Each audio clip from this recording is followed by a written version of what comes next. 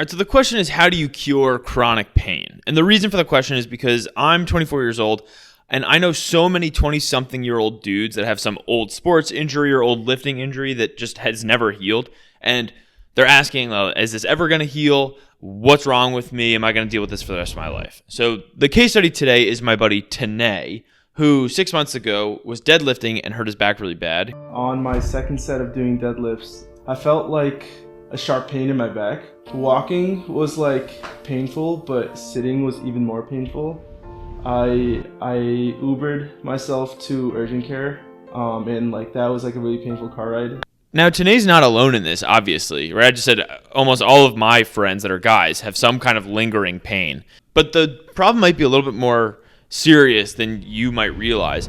In 2021, the CDC estimated that around 21% of Americans are dealing with chronic pain. That's 51 million people. That's a lot of people. This issue's pretty close to my heart because when I was 17, I had a herniated disc so bad that I needed spinal surgery. So this is my MRI. You can see where the disc hits that white thing. That's your sciatic nerve. It runs all the way up and down your body. So every time I'd move, I'd put socks on. I couldn't sneeze without being in searing pain. When you feel pain, what's actually happening is your body is sending a signal through cells called nerves up your spinal cord to your brain. Your brain says, oh, that's kind of dangerous, and then sends a signal back saying, get out of there. Right? That's pain. And you can see this pretty well when you like touch a hot stove. The heat sends a signal up through your spinal cord to your brain. Brain says, that's hot, that's dangerous, sends a signal back, and you move your hand away. That's pain, keeps you out of danger. But chronic pain is a little bit different. See, chronic pain isn't something you can just move away from, right? It's in your body usually, like my back was in my body. That doesn't mean that you're not sending pain signals, though. You are. You're sending them back and forth all the time because you can't remove yourself from the pain. And that back and forth, it actually messes with certain brain chemicals.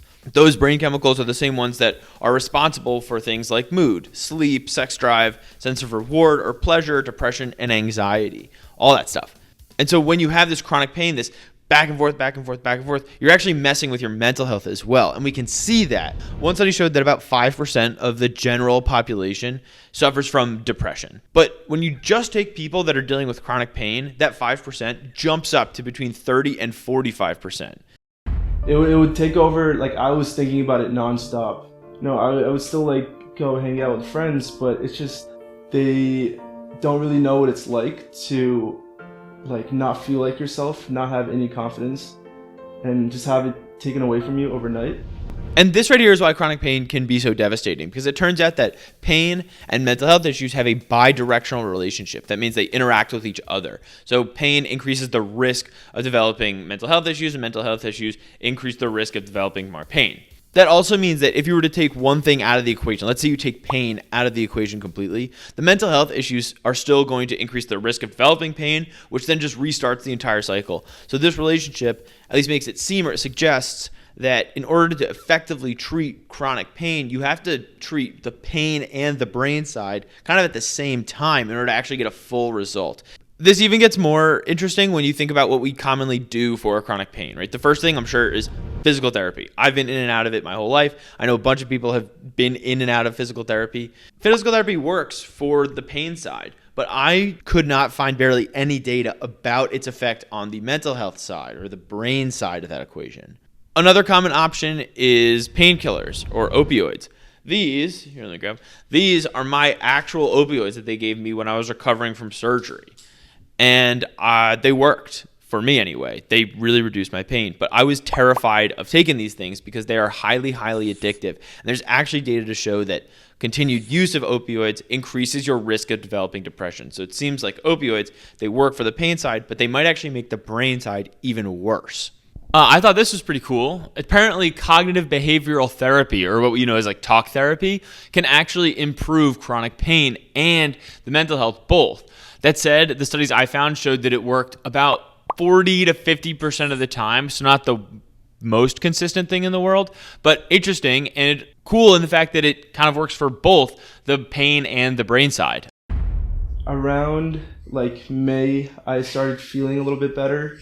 But I still wanted to get an MRI just to see like where I'm at with my injury, So I went to get an MRI and I showed it to my doctor, and my doctor looked at the MRI and he was like, no, I don't really see any disc herniation that would like cause any pain. And I was just so confused because am I like imagining this pain now that doesn't feel real? Like, how can I imagine pain?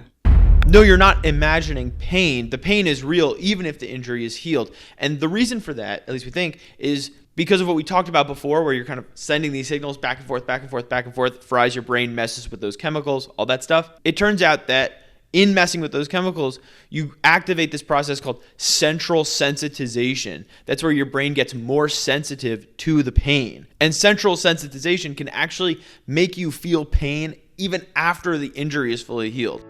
I made this video to just help you understand what exactly chronic pain is, how it differs from regular pain, and to just show you some options so that you can talk to your doctor or start to make life changes yourself if it's something you want to do, and if you are one of those many, many people that have an injury that they've never quite recovered from. That's it.